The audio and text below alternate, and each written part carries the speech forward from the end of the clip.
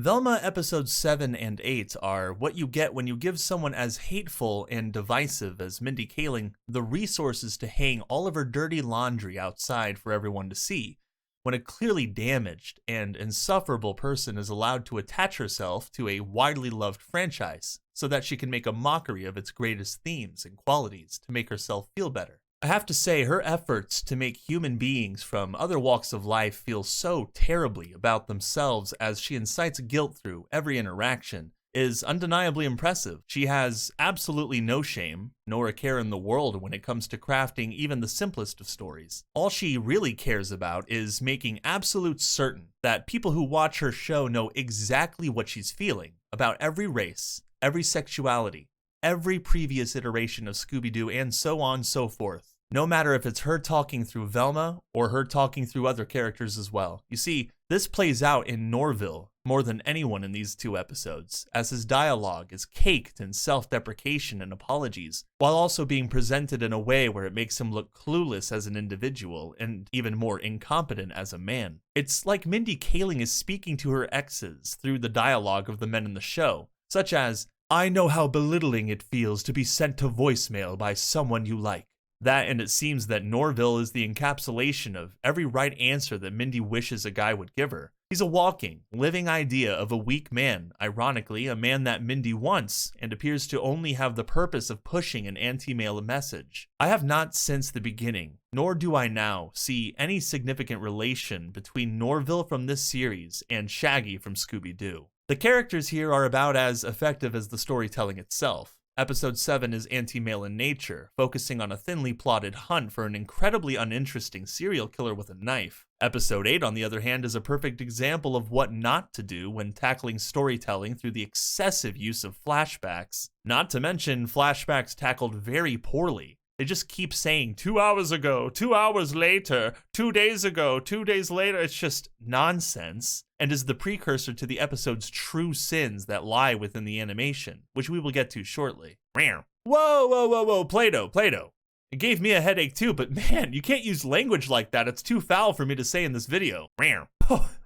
Wow. By the way, if you're wanting to catch up on my previous reviews, I'll leave the links in the description for you to check out. Before we dive into this, why is Velma's voice so detached and one note all the time? Mindy phones in the personality of Velma so hard it just kills me a little on the inside each time she says something, especially when she's falling or screaming. "Ah, oh no, I'm falling, someone help me. Dad, I'm having hallucinations, you have to help me not have them anymore. Ah, I slowly fell backward on my butt. Ah." It is so annoying. Anyway, in episode 7, Velma transforms into a man, and I believe this is the point in which the episode takes a dive into unthinkable levels of depravity and insanity. If it isn't bad enough already, Velma has such a disturbing lack of original thought that the writers have to copy Taylor Swift of all people to tell a joke about a woman dressing up as a man, which magically gets her everything that she wants. And of course, when Velma dresses up in a suit and grows her mustache, I'm not exaggerating, she says it herself,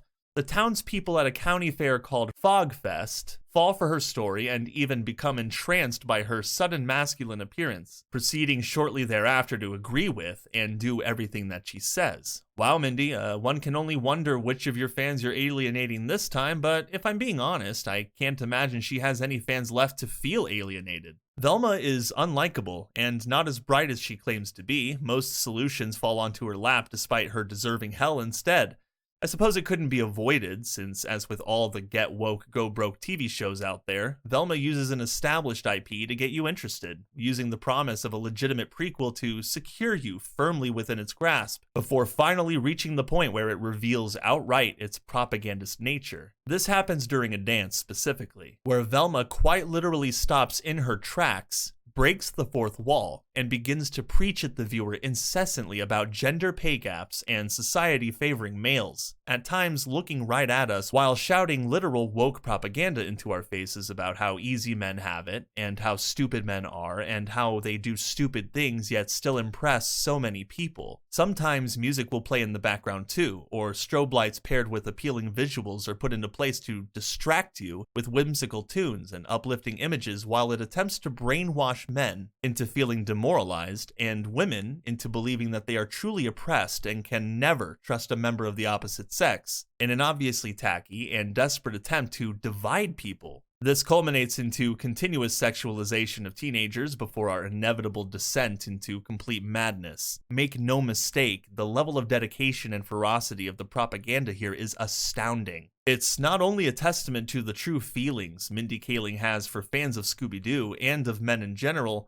or the showrunner's intent with Brainwash, but it is also a morally unacceptable situation in terms of common decency in every possible way. And yet, somehow, it is still allowed to air on TV, despite being the most politically and emotionally divisive creation I've ever witnessed. Every lesson taught in this show is completely negative, ranging from babies holding knives to friends betraying and belittling one another all of the time. 25-minute segments of showing you and telling you to do everything wrong, to believe the opposite of everything that is morally acceptable, and to give in to every dark desire or whim. This is, of course, in accordance with over-the-top violence that surprises you every 3 minutes and comes off as really grotesque or cringy. There is also never a moment of maturity among these pointless caricatures outside of their obsession with same-sex fanfiction issues and racism, which, by the way, are subjects handled as horribly as you might imagine. The jokes don't connect either, not even remotely. It felt at times that the punchlines for some jokes were meant for different scenes altogether.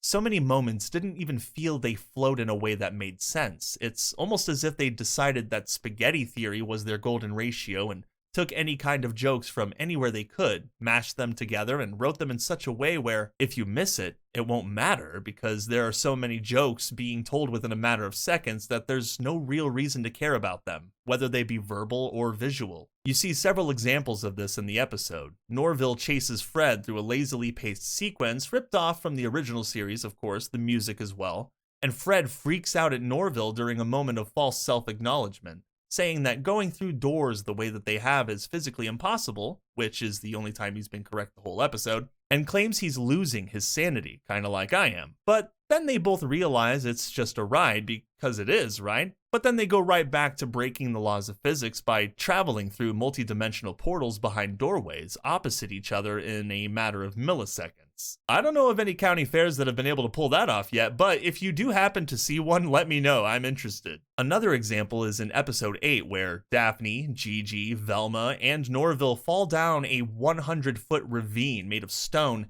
and are crushed, not to mention trapped by a falling boulder. But in the end, they turn out completely fine. This is something that is not physically possible, as in any real-world scenario, all 4 characters would have died from the fall alone, or been horribly disfigured at best, but even then they certainly would not have survived the falling boulder, let alone come out of it with only a few smudges on their faces and clothes, but no injuries?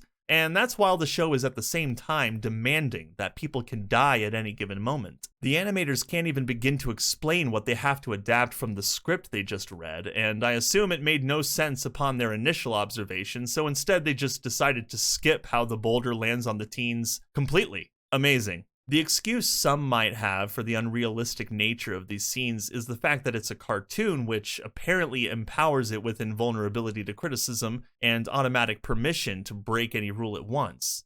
But if the original show had a sense of purpose about it, what would the purpose of this show be, when the serial killings occurring in the town are the least of its insane problems? If you take a step back and look at everything within from the outside, the murders seem pale by comparison. Especially when students can mutilate and dismember each other on a whim. Velma and her dad can fish out the ghost of Captain Cutler, Fred can have physical relations with a living brain in a jar, and the police can arrest the mayor. I could go on and on. The series has proven not to show any regard to physics or even basic logic, as numerous times before, the show has already dabbled in reality-breaking moments that sometimes are equally terrifying and physically dangerous to, or even more so than, something as trivial as a serial killer removing girls' brains, and yet the characters of Velma barely acknowledge these other things, or brush these occurrences off almost immediately and make no mention of them later, even though these wacky and senseless incidents take up more runtime in the show than the killings themselves, which the characters try to remind you about the importance of on mere occasion. And that's strange considering how much more important of a problem they treat the murders as opposed to everything else. Any of this making sense yet? This is the show's fatal flaw, you see.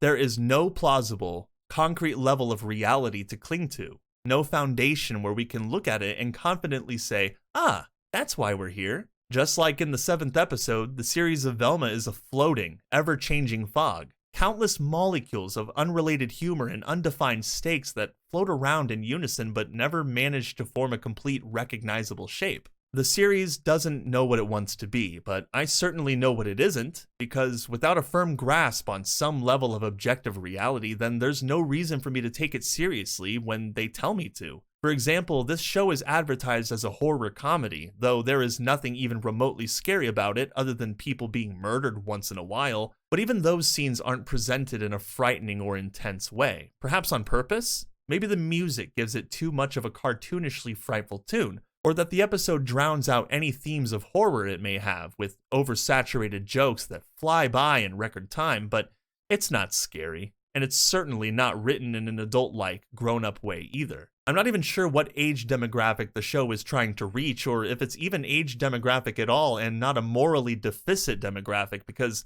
only the darkest natured of human beings, those on the plane of the completely depraved and morally bankrupt, can truly appreciate what the show has to offer. Any normal, sane person who watches TV, or watches movies, or even reads books can have a general sense of appreciation for any other sensible piece of art, regardless of controversial themes it contains, but they would never wait willingly each week for a show like this. When it comes to Rick and Morty, you can find things to appreciate and pull a valuable lesson from the depths of its absurdity, because it never forgets that at the end of the day, most people are good-natured and are searching for something that feels human, or at other times makes them feel good about themselves and others, which I do believe is at the core of entertainment. People, feelings, beliefs.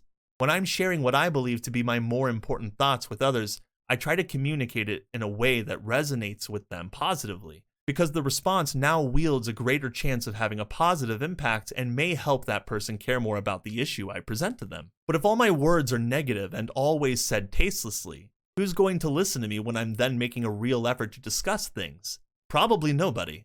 Well, Velma has managed to accomplish the latter with flying colors, as it appears aimed at defying any expectation that anyone has, and to push away any and every potential connection to the audience. We still have 2 episodes left, but what's the point? The showrunners had several chances to give us a meaningful plot, but they squandered that chance because what mattered more to HBO Max in the end than leaving us with something meaningful to ponder was using the silhouette of a franchise from the good old days that they would never be able to fill the shoes of to push a message on an unsuspecting audience hoping for a sighting of Scooby-Doo. A sighting that they will never, ever get. But hey, at least Velma's mom is alive, and look, the mystery machine belonged to her way before it ever belonged to Fred. What a surprise, totally not expected or anything. Sheesh. That being said, I hope you all enjoyed my review. Give it a like and share, and if you want to see more of my discussions in the future, consider subscribing and clicking the bell so you won't miss a thing. Looking forward to seeing you all again next time. Say goodbye, Play-Doh. Meow meow.